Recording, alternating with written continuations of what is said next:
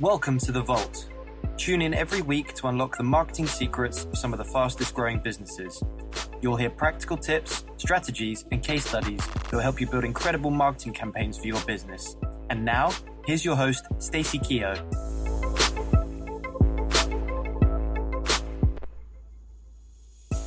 Today's guest is Gary Dass, coach, author, speaker, and founder of Active Mortgage, a mortgage brokerage that works with business owners and entrepreneurs. The aim of Active Mortgage is to make mortgages easy for business owners and entrepreneurs so they don't become distracted from their businesses. He's the best-selling author of The Self-Employed Mortgage Guide, and his specialist services have arranged over $100 million in lending from residential, buy-to-let, bridging, development, and investment strategies. Gary has been in financial services since 2002 and set up his own mortgage brokerage in 2006 at the age of 25. The 2008 credit crunch caused him to diversify before getting back to his passion in 2015, when he and his wife, Ayesha, who was a sole trader at the time, wanted to move home. He couldn't believe how difficult it was for business owners to find an adequate mortgage, remain tax efficient, and obtain the best interest rate. It is Gary's mission to ensure that business owners, entrepreneurs, and people like you who risk it all to create an outstanding business are able to buy their dream home or invest in property and secure the correct mortgage without the stress and worry that he went through. So this episode is a little different as we look at both Gary's business journey and how he markets his business, but we also get some great insight into how to get a mortgage as self-employed individuals. I hope you enjoy our chat. Let's unlock the vault and learn from Mr. Gary Dass. Hello, Gary, and welcome to the Vault podcast. Morning. How are you? I'm very well. How are you? Yeah, can't grumble for a Tuesday morning. Yeah, exactly. Sun's still right. shining, which is good. I'd love you to begin the show today by telling us a little bit about yourself. So your background, how you got started, and what sort of motivated you to get into business. What motivated me to get into business was my dad's in his mid-70s now. He still works a 4-day week because it's always been his kind of hobby. So for my 37 years, 37 I am now, but my whole life growing up, Dad was always either working from home or working from an office. So he was just my inspiration. And sort of when he went through tough times, we ended up doing Northworld Market, which is a proper market in Harlow, or at least it used to be. We used to do boot fairs so he could sell overflow of products. Now he's got a super successful £10 million a year sort of business. But that's really where I think my entrepreneurial spark came in. And having gone to private school, not that I did particularly well, that kind of taught me the discipline.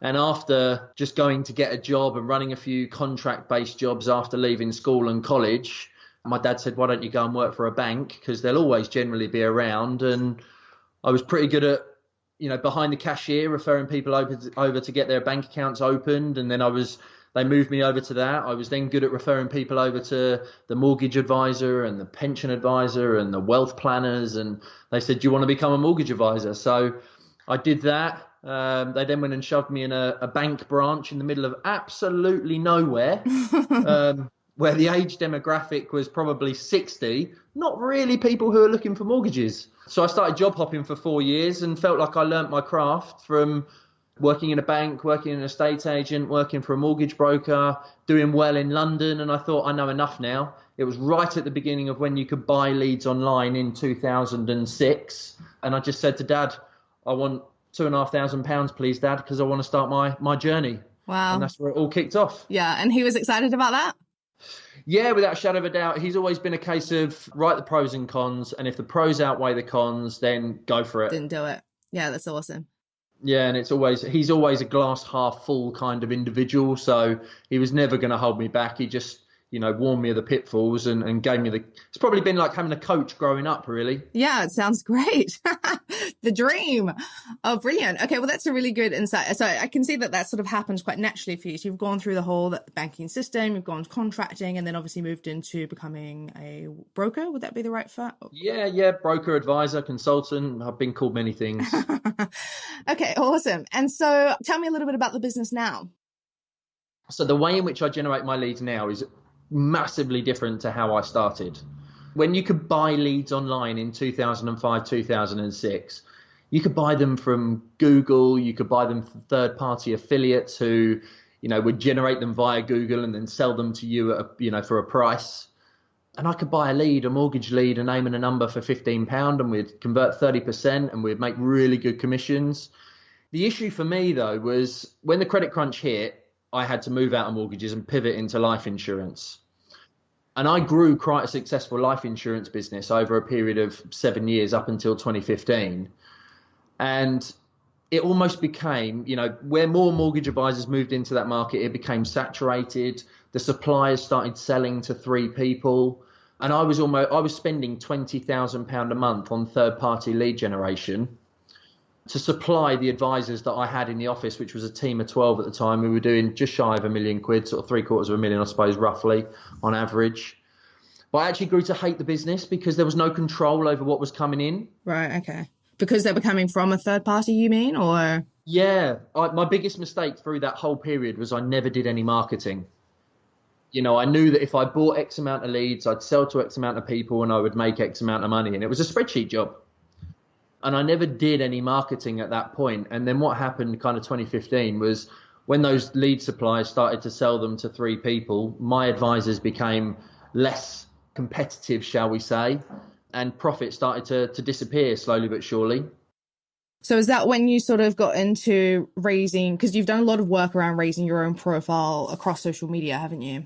Exactly that. And that was really the turning point for me. May 2015 was when I decided that I was never going to buy a lead again from a third party individual. So I downsized my team back to a team of 5. I'd moved home as a company director and my wife being a sole trader. And I saw the opportunity to get back to what I joined the industry to do, which was mortgages. And I saw a problem that needed solving, which was self-employed mortgages. And having downsized, I reopened as a mortgage broker on the 1st of January. The first course I did was NLP to get myself out of a bit of a personal funk. And the second one was KPI with Daniel Priestley to learn how to become that key person of influence within your industry. So let's jump back a second and talk a little bit about that niche that you've picked up on, because I can obviously relate to that. I've been self-employed for the past 12 years, it must be, or maybe 12 years or so. Yeah. And it's one of those things that 12 years ago, people thought of it as quite a risky sort of thing to do. Maybe they still do a little bit, certain people, of course. And, one of the biggest concerns I think, friends and family and things like that had at the time was around mortgages. It was like, oh, when you're self-employed, it's a little bit difficult to get a mortgage. Like, are you sure that's the right thing for you to be doing? And, 12 years ago, I wasn't really concerned with buying a house or anything like that. I thought, I'm just so focused on my business and I'll figure that out later.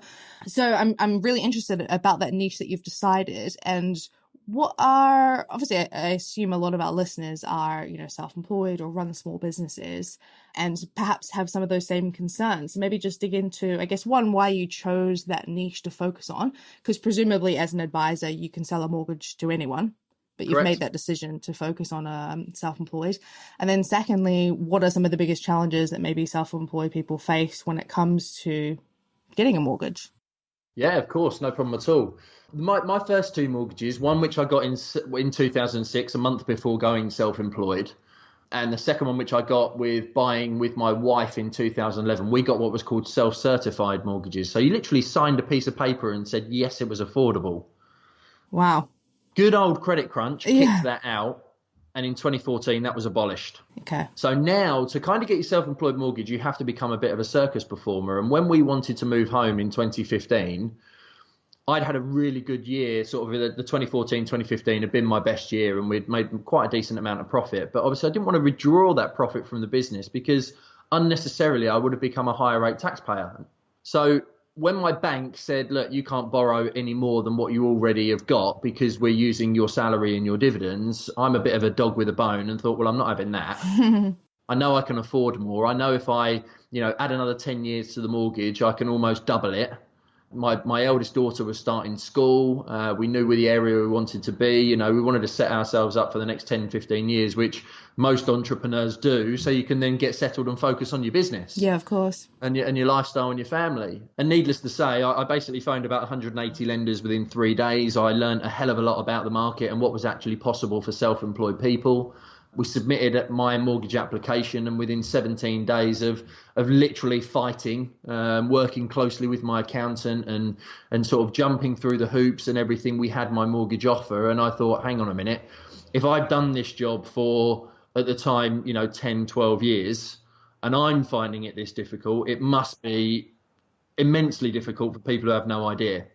I was always biding my time kind of through the life insurance business because there's no commitment through life insurance. Everybody needs it, but nobody wants it. Yeah, of course. A mortgage everybody wants to have. People want to own their own home, particularly for their family and everything. And I just thought, I see a problem and I know I'm the man to solve it because, we are active, we get things done, and it's kind of bled the ethos and everything of getting prepared is my biggest thing now with self-employed. I look at it like a sat nav. If you want to make £1 million, you can't just wake up today as a business owner and say, right, I'm going to make £1 million this year. You need to set the big goal, and then you need to chunk it down and make small goals and hit those targets and grow your team. And the same thing applies to getting your mortgage. If you don't know what the end looks like, which is basically the income you need to have to buy your dream home, to invest, to whatever it is, you don't know where you're going. And I think property can add, property, the deposit, the income you need can add a bit of passion and a bit of drive into your business on a daily basis, whether you want to pay it down or whether you want to save deposit or whether you need to earn 100 grand to get the mortgage you need. Start with the end in mind, as they say. You've made a decision, obviously, to niche into the sector. I believe somewhere in the middle of this, you have written a book on the subject. Was that right? I have. Yes, brilliant. Tell us a little bit about that. I decided that I wanted to kind of collate all the information that I'd had, and there's so many different misconceptions in the market. Biggest one that really bugs me, and I'll try not to go off on a rant. But needing 3 years accounts or 3 years self-employment to get a mortgage, it's wrong. You need 1 year. 1 year's trading, 1 year's set of accounts, 1 year as a sole trader from April till April, and you could potentially look at getting a mortgage. What I started to do was the questions that my clients were asking me, I started to produce videos for pretty much 2 years ago to the day. And I thought, hang on a minute, I can actually start to collate my process, these questions, into a bit of a book. And I just started putting down what I learned through my process, and I created my methodology through the process of writing the book, which has given us a great system to put, majority of clients through. And then I was able to release it in December last year. So presumably the advice that people were getting with regards to needing 3 years of history and all that kind of thing, is that coming from traditional lenders? Is that? Would you believe it's coming from brokers? From brokers, okay. So people who don't like dealing with self-employed people, where does that come from? It's twofold. I think the age demographic of my industry is still kind of around about the mid-50s. I run a Facebook group now for mortgage advisors because as much as I've spent so much time with business owners after the last 2.5 years, I wanted to connect with people in my industry. And the age demographic of my group is probably mid-30s. And it's just that I think we're a little bit more hungrier, shall we say. We've got more of a desire to help people. We've got more of a desire to solve problems. Nothing against anyone who's in their 50s, but they're perhaps stuck a little bit in their way from the advisors that I've met. They've spent their years networking and they've kind of got their clients that they need to. So when someone's referred to them who's self-employed, they don't take the time to learn what has changed. Because mortgage criteria, 180 lenders, it changes on a day-to-day basis. Yeah, it changes all the time. It's consistently changing. Brexit's probably going to have a massive impact on what lenders will and won't do. We'll just have to wait and see. And I think it's just that desire to help is really my thing. I see it as a fight. Every time I get a self-employed person, I hate saying no. It might be a case that I say, look, you can't do it yet, but let's put a plan and a strategy in place for when you can. Yeah. That must feel good. Yeah, without a shadow of a doubt. Yeah, absolutely. Okay, so we've released this book. The book talks us through, these are the misconceptions in the industry, and here are the key things that you need to get in line before you can apply for a mortgage. So I assume that's a pretty decent lead generation tool for you? Yeah, without a doubt. So it's called the Self-Employed Mortgage Guide. You can get it on Amazon as a downloadable or actually sent to you. And it literally walks you through the steps of getting prepared, getting our methodology. I give it away at events. It's the best business card I've ever had.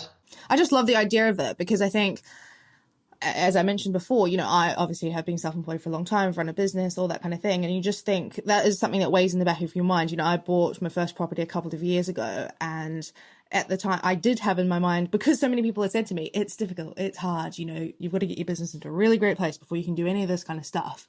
I just believed them. I didn't really do a lot of my own research. I just kind of left it and just thought, yeah, that is going to be tough.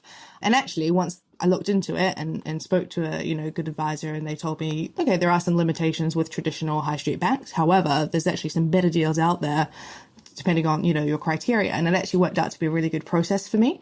So I think when I'm looking at sort of the title of your book and things like that, going back to where I was at 2 or 3 years ago and thinking if I'd seen that book in a bookshop or on Amazon or something like that and thought, oh my God, that's exactly what I need. Like, I am a self-employed person and I do want advice on mortgages, and I didn't think it was possible. I just think you're the go-to person. Why would I not come to you to try to help me with mortgage, Yeah, that's definitely what the book does. Is it positions you as that authority, and it's you can write a book and it could be 3,000 to 4,000 words. As it stands, mine's 30,000. Yeah.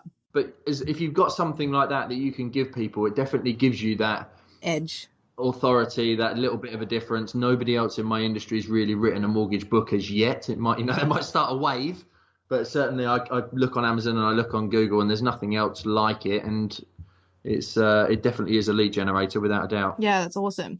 And then you mentioned there about video content too. So you just basically started sharing your advice, mostly Facebook, but a little bit of LinkedIn as well. Is that right?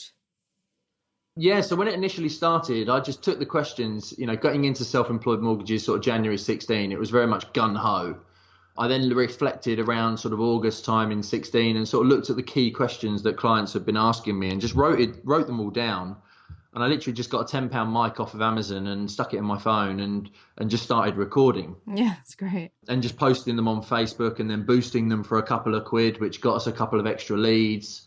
And then now, kind of 2 years on, I've got a full-time marketing assistant who I'm sitting in front of a Canon 700D with a lapel mic on, and we do a little bit of vlogging, and it's not just about the sort of mortgage stuff anymore. It's more personal brand related as well as the mortgage stuff. And then we just repurpose it everywhere. So he will take a 4-minute video, chop it up and put it onto Instagram stories, Instagram, LinkedIn, YouTube, anywhere and everywhere I can be. So talk to me a little bit about your strategy now, or the way that you're generating leads now. Is most of that still coming through your Facebook group or your live videos, or where are you getting your leads? All organically. I haven't spent any money on leads since May of 15. So I've gone from spending 20 grand a month to nothing. I utilised a lot of that money to invest in myself over the last couple of years to mix with business owners. So networking is a key part. I think the networking is only as good because of the social media that we do. Mm-hmm. Yeah. So people sort of are already aware of who you are, or maybe if they're not when they first meet you, they then go away and they see all that video content and all that, the vlogs and the groups and all that kind of stuff where you're sharing content. Exactly, yeah. So it's all organic. We get leads from the people who come in. We ask every question. So, how did you find us? If they come through Facebook. But in property groups, people mention my name, people who I've not even spoken to, but, they've seen me post and everything else. So Facebook groups, Facebook itself, LinkedIn, people contact me. The book generates leads. Going to events generates leads.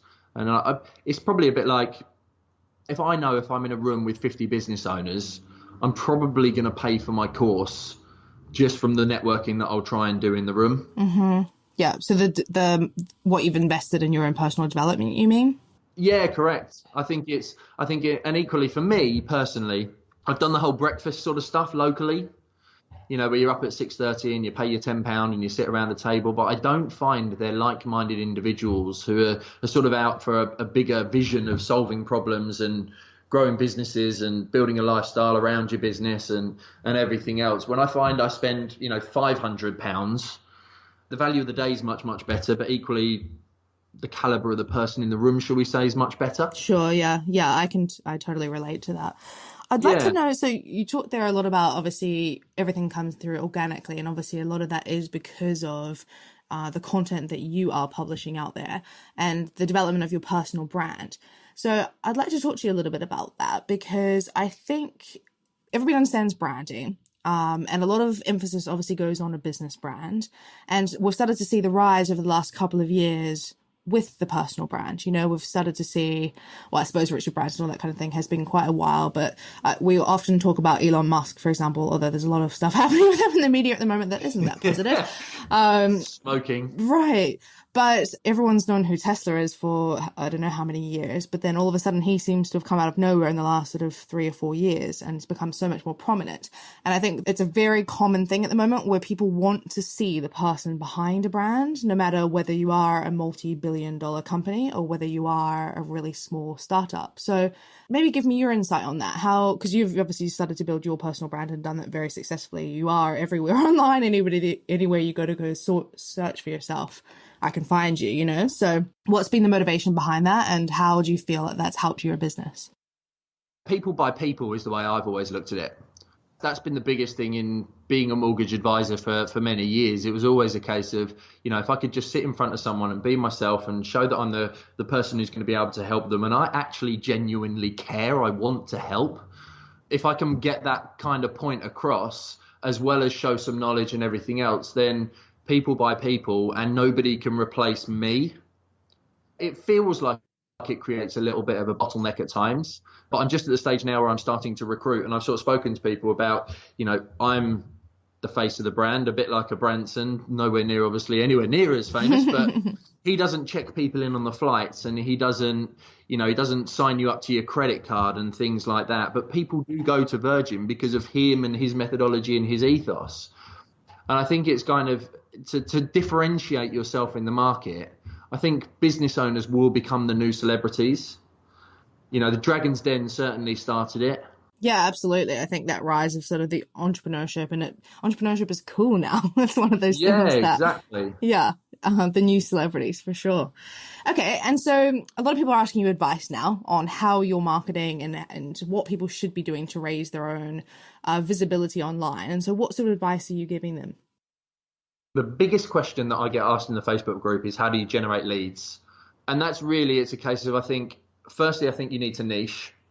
That's, I think, is really important, because if you talk to everybody, then you're not appealing to, you talk to no one, you don't appeal to anyone. And it's a case of, you can still, 33% of my clients, I think it's 33, it was at last look, are employed. That's either because they're my friends, or they're friends of friends, or they're the partners of the self-employed person that comes to us. Right. That's interesting. So, even though you've niched into self-employment mortgages, 33% of your client base are not self-employed. Do you know what? That's so awesome for you to share, because I think a lot of times there's so much fear from business owners around niching that they're going to alienate, themselves, and they're not going to get that broad reach that they need. And you talk to anybody that actually does niche in a business, and they just say, by niching, you become the obvious choice because there is nobody else to go to because you're the perfect person. But really cool for you to share that actually a third of your business is essentially not even what you're niching into because of that. That's awesome. Yeah, people. I get people will message me and say, look, I know this is not what you're. I know I'm not self-employed, but I've got this and this problem, and I really like you. Would you help me? And I think that's equally the power of the personal brand, because people buy into you and what you're putting out. That a lot of people will just literally go, oh no, he doesn't deal with self-employed, I'm not going to him at all. But the ones who are probably going to be the ones that you really actually get on with, and some of my best clients are actually employed. because they just listen. They almost do as they're told, for want of a better word. They don't put up barriers. That's probably a politer way to say Maybe it. a nicer way, yeah. They make your life easy, which we all want to deal with, clients and people who just trust what you say and listen to what you do, and are almost coachable in that sense, because whatever you're selling or doing or business you're in, you're to a degree you're coaching. Yeah, for sure. It's interesting as well, because I'm wondering if, as someone who is employed and they've seen, okay, you specialize in self-employed people, it perhaps feels less risky for them to even reach out to you, because they don't feel like you're automatically going to sell to them, because, they don't necessarily see themselves as your demographic. Yeah. And they're thinking, oh, he knows his stuff, he's really great at this. He's probably just going to be able to refer me to someone who's perfect for what I'm looking for. That I'm just wondering, thinking out loud really, as to reasons that people might reach out for things like that. But yeah, quite an interesting strategy, really. It comes back to the people by people thing. People buy into the personal brand and what you believe and what you stand for, and actually they just want to deal with you. It doesn't matter. I think the benefit of having a personal brand is if you can build a tribe, as they say, you can almost sell them anything. It really surprises me. I can tell you probably 5 or 10 people who will pretty much comment or like on my post every single time. And I don't think it would really matter what I was potentially trying to sell. They would probably be in for buying it in some shape or form, which is why I'm moving into that personal branded space as much as the mortgage stuff. I guess going back a little bit to the mortgage thing, one thing I've sort of observed you doing with that is packaging up a lot of different items. So although your core service delivery is the mortgage package, even then you were still adding on things like insurance and well, upselling is not a great word, but essentially packaging up and offering more value, I guess, to your existing, or to the person that you're actually doing the sale with. So talk to me about how you think, or your viewpoint on that. Why have you made that decision to sort of have all these different add-ons and offer that additional value? For one, from an ethical point of view, I can't strap somebody up with a debt and leave that family unprotected. Okay, so it's about, I'm getting a mortgage from you and you're going to help me to, so I guess the first thing is insurance, right? Yeah, mortgage protection is the first one. But anyone I kind of speak to, income protection, for example, if you're off work, you can make sure that you have an income that comes in every single month. It's not sexy. And most people think I'm never going to go off work, or I haven't been off work. I've not been off work for probably more than a couple of days in my probably actually in my whole employed life, bar than maybe a couple of hangovers when I was perhaps 18. But most people kind of had the attitude it's not going to happen. But if someone gets on the phone to me, I'm going to say, well, we'll talk about those kind of things, because I think unless it's necessarily highlighted to you, if you're off work tomorrow and you can't pay your rent or your bills, you're going to accumulate a bad credit problem, which is going to have a massive impact on your ability to be able to get a mortgage. So, I think it's massively underinsured, and it's one thing that you need to be there. And it's pretty much everyone who's self-employed should have some form of income protection. And I just see it as it's my duty of care to do a proper job and just to have the conversation around the what if. And the what if for me, I'm a wife. No, I've got a wife. She probably deals with that sometimes as well. Yeah. But I've got a wife with 3 children, and if I'm not here tomorrow, what lifestyle do I want them to maintain as the main breadwinner in our family? So I just have those discussions of, what's the plan now, what's the plan in the future, and what do you want your kids to go through like? And okay, let's take you out of the equation. What's going to happen if you're not there? But then at the same time, from the business perspective, it is a really good way of adding, well, you're obviously adding value to your customer, but from the business side, you're adding, well, more revenue to the bottom line, really. Yeah, without a shadow of a doubt. And what I'm now looking at, I've now got 232 business owners at last look. Mortgage customers who are business owners. So that could potentially be 400 odd on the basis of, 2 people, husband and wife or whatever. But I'm now looking at the option of, I've just insured one of my advisors with key man insurance, because if he wasn't able to work, then that could, if he died or had a critical illness, that could have a massive impact on my sales. Equally, I've got a couple of directors who, are friends, and when a director dies, the shares automatically go to the spouse. Well, would that director want his partner's spouse to be, suddenly taking over 50% of the business. Right. Yeah. Now I've got advisors in the office. I'm now talking to the business owners about, okay, what underpins the house that you've got is the business. Let's look at how the business is set up and make sure that that's future proof, because that drives your personal lifestyle and your income and everything else. So the mortgage is kind of the first thing that everybody wants to bring them into the business. But then I want to help and look at ways that, based on what I'm doing with my own business, really, because as I say to my clients, I think like a business owner first, then I think like a mortgage advisor second. So let's make sure when we're getting your mortgage, let's keep the tax bill down for a start, but let's make sure we get you what you want and we hit your end goals, and that includes protecting your future as well. Yeah, absolutely.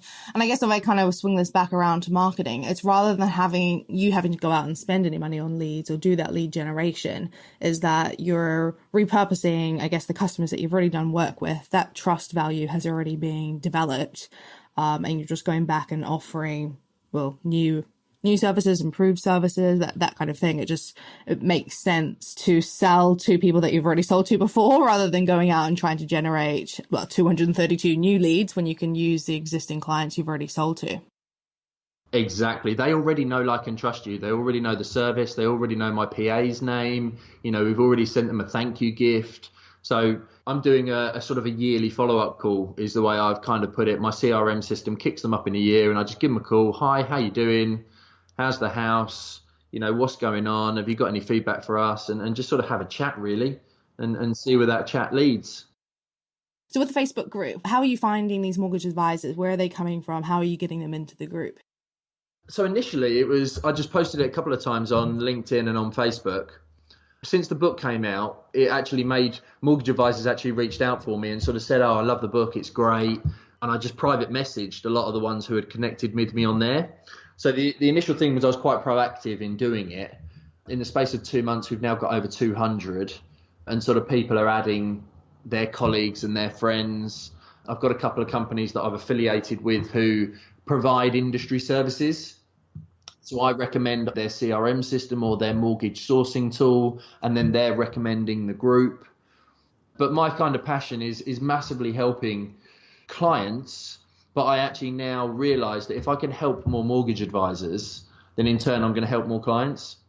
You've got 3 levels. And what I realized as well from having the group is you've got kind of the ones who have gone newly self-employed, who don't necessarily understand the systems, the processes and the business, and kind of want to transition to getting to 4 people or 3 people, but are a little bit scared and need a little bit of a push and a coach to do that.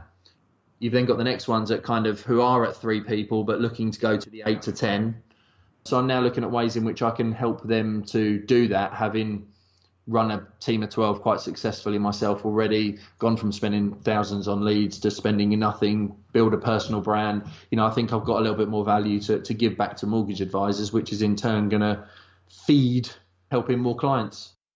So it's interesting that your focus kind of shifts to giving away a lot of free information and free content too, because I think that's so important. And obviously, we build marketing pipelines for businesses all the time, and it's the biggest level of resistance we get. I can probably encourage a client to spend an extra £1,000 on AdWords quite easily. When it comes to creating a piece of content to give away for free, there's so much resistance, which blows my mind. And it takes me so long to actually win them over the line to want to invest in that, but really it does offer so much more value. So much more exposure. It's a longer process, perhaps, giving away that free content than it is, running an ad. But often the long term is it's creating that asset, isn't it? You're creating this one thing that you can give away, whether it's a piece of video content, whether it's a ebook download or whatever, any kind of lead magnet. Really, you're investing in it once. You can repurpose it 100 times, like you've mentioned you do with your marketing assistant, and it just keeps working for you. And I guess your book works in the same sense. You put the hard yards into writing the book, it's gone out there and it's doing the work for you. One investment that you had to make, but it's going to be working for the next 10, 15, 20, who knows how many years as a marketing process. So I think it's interesting to see that your focus has completely shifted into free content. No, correct. It is completely on free content at the moment. And what I'm starting to do now with the personal branded side of stuff is I'm sort of starting to use, I'm researching. Marketing is where I've really invested my money over the last couple of years.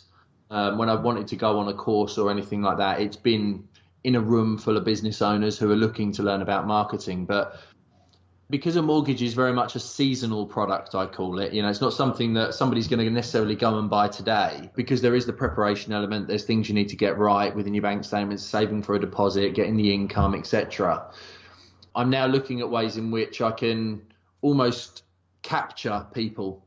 So building the relationship with them online, giving them a lot of them free, but then looking at something that I can give away, like a lead magnet, as you say, to collect their email address, that I can then continue to sort of cultivate and nurture that relationship over a period of time, still with free content. But then once you kind of got them into that automation, you can then start to position jab, jab, jab, right hook, as Gary Vee says. You can 3 bits and then hit them with something that you're going to try and sell to them. So are you mostly doing that through social media, or is that through email marketing, or a bit of both?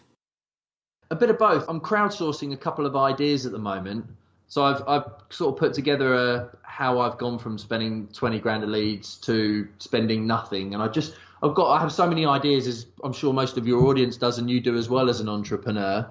And I just had this idea that I've broken it down into 5 C's, and I just posted on Facebook, would anybody like to know what they are, and sort of a little bit of my backstory, and 130 people commented yes. Yeah, amazing. And I'm like, well, actually, I can't not do anything with that. So I've just created a page and messaged them all privately and said, look, I'm doing this. This is completely new to me. I don't really know I'm getting started, but I would love to send you it directly and get your direct feedback. Can you just go to this website, submit your email address, and I'll send you an email with how I've done it if you can give me some feedback. And I've had, I think, 83 people now have submitted their emails. That's great, yeah. And what that leads to going forward, I don't know yet, but I'm just certainly willing to try and see if I can help more people. That's all it boils down to for me, is just adding value and solving a problem where I can and helping as many people as I can.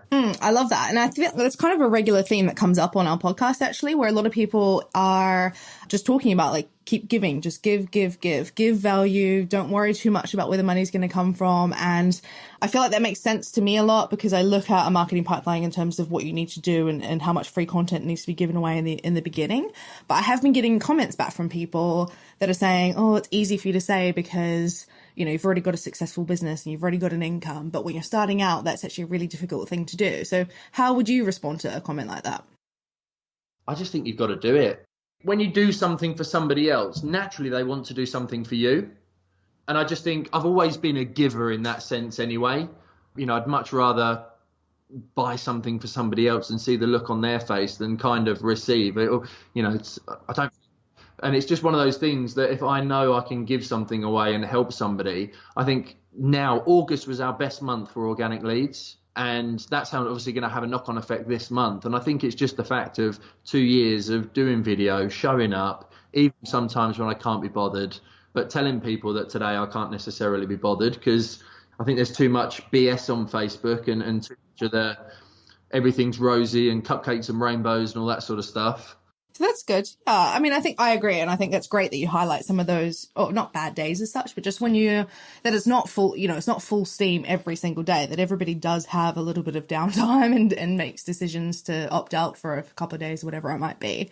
I think it's good. Like, one thing I'd say is, I guess going back to that question of, when people are challenging either myself or just anybody on what, how much they really should be investing in the free stuff, is that you've just demonstrated that, haven't you? You've just spent 2 years of putting content out there, and now you're able to demonstrate in a document or whatever it is that you've put together that you were spending 20 grand on leads and now you're spending nothing. And so here's the proof that it actually works when you start investing in free content and building an organic sort of audience. I think I guess for people, it's just really, they need to find the confidence that it is possible and that you just need to follow a system and have a plan and just give value, and that it does just return to you.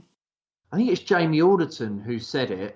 He's big in the fitness space, and he kind of got me onto the personal branding idea, because I looked at him with what he did in the fitness space and thought I could do that in the mortgage world. Right, okay. Although it's not as sexy and people don't need it as much as everything else. But the one thing he always said, which has stuck with me, is people don't pay for information, they pay for implementation. Okay, yeah. So if you give away your information, even it could be the exact diet plan of how you can lose 12 pounds. You could give it away. But people will still pay for that because they won't be held accountable. Yeah. Yeah. You're so right. Actually, I get what you're saying now. Yeah, it's totally true. It's so funny that you say that because I feel like I used to have that fear. I had that fear for so long where I just thought, when you get sparked, I used to get, well, I still speak at a lot of events, but often I get asked at an event to maybe share how we do what we do or what our methodology is. And I probably had like 2 or 3 years where I was just like, nope, not doing that. Like, everyone's going to steal my ideas. Like, I'm not going to give that all away. And actually, you realize that when you do, and I do this now on the podcast, or I do this when I speak now, I walk through our entire process. Here's how we do it. Here's why it's important. Totally teach people everything that we do every single day in our agency. And we have more business now than ever before because people now get it. They know what we do. And it's just like you just said, they can't be bothered to do it themselves, or that's not fair. They maybe don't have the time. They're so busy in delivering what it is that they do as a business. Now they're like, all right, so that's what you do as an agency. Perfect. That's what we need. Great. Here, sign me up. So yeah, it's so true. Give away, just tell people what it is that you do and how you do it. Yeah, exactly. Yeah. Give away your best stuff, and then slowly but surely they'll still want to come to you to get it done because, like you said, they haven't got the time, or they need some assistance, or they want to get it done quicker. If you give away your best information, but you tell them what you perhaps learned on the journey, it's almost like I'm looking at with the content thing. It's taken me 2 years to get to this point, but in kind of packaging it up and reflecting on that whole 2 years, someone could potentially pay me to help them, and they're going to do it in 6 months. Yeah, for sure. That's often the thing. Whatever you've learned over a period of time, try and package it up into something and help someone do it quicker and not make the same mistakes that you made. It's exactly the same as my mortgage. I made so many mistakes getting my mortgage, and it caused loads of stress.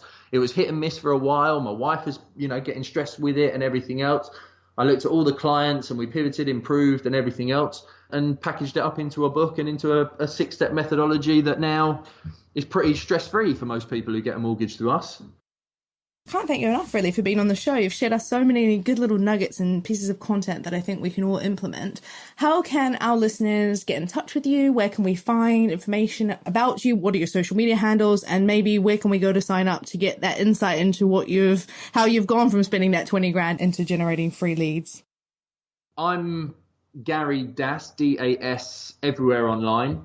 Facebook, YouTube, LinkedIn, Instagram. And then my company is Active Mortgage Co.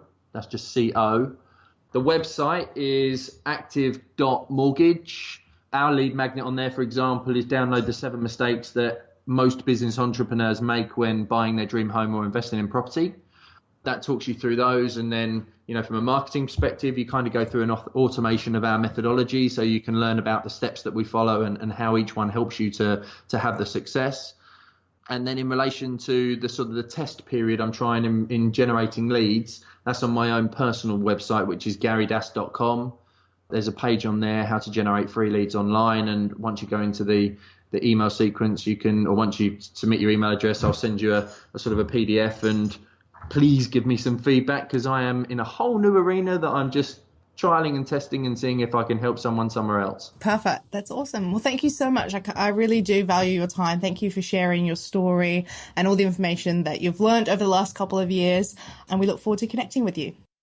Anybody is thinking about getting their mortgage in the next couple of years, if they want to send an email to marketing@active.mortgage, none of that .co or .co.uk or anything like that. Premium domains here, right, Gary? That's it. Well, I wanted it to be on brand, really. Yeah. If you send it to marketing@active.mortgage, put your home address or where you want the book to be sent to, mention Stacey's podcast, and we will send you out a signed copy free. Oh, that's awesome. Thanks, Gary. We really appreciate that. You're the best. That's the thank you for allowing me to be on your podcast. You're very welcome. It's been fun. Here are my top 3 attention grabbers from this episode with Gary Das. Attention grabber number 1, create a methodology. Gary gave us an extraordinary example there of how in his book he broke down his methodology or his process or system for applying for a mortgage as a self-employed individual. By teaching people that system, they really understand what you do and how you do it, and that helps to build trust. So when people read through this book, they realize Gary is probably a really great person for them to speak to, and then therefore they're reaching out to him. So a really great way of generating leads. So create a methodology. Attention grabber number 2, niche. Now, you've heard me talk about this a lot, so I'm sorry to drum on about it, but I thought Gary gave us such a great example of how niching doesn't mean that you eliminate an audience. It doesn't mean that you won't get business from that broader audience. So his niche obviously is self-employed individuals, but as he mentioned, almost 40% of his business is actually from employed people. So he's not even missing out on that business. It's just that he's attracting most self-employed people. They're going to go to him because he's the go-to person in that industry, because he's released the book on it. He releases content all over social media about it. He's really niche down into that sector. So don't forget to do that. Don't be afraid to do it. Get involved. Pick a niche. Attention grabber number 3. People buy from people. So build a personal brand. Business owners are the new celebrities, as Gary said.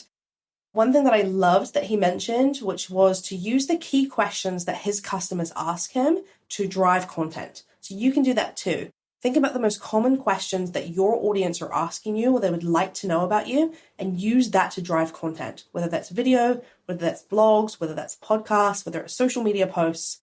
The questions that people want to know about you, answer them. You know, build a brand, build a personal brand. People buy from people, show your personality. Really, really great stuff there.